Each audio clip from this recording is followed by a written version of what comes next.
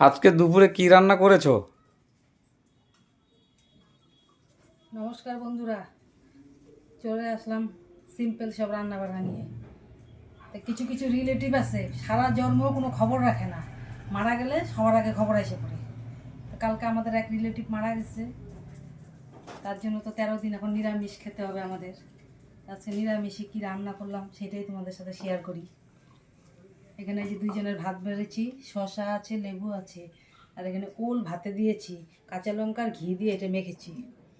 আর এখানে আছে দেখো বেগুন ভাজা, কারকল ভাজা, আর মুগ ডাল করেছি লাউ দিয়ে, ধনেপাতা দিয়ে।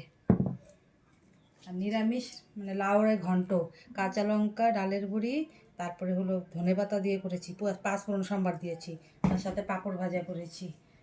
আর কি রান্না করবো, এখন 13 দিন ভরে তো নিরামিষ খেতেই হবে, আগের থেকেই তো এইভাবেই চলতেছে। তা আমরা খাওয়া দাওয়া করি। তোমাদের খাওয়া দাওয়া কি সবার হয়ে গেছে?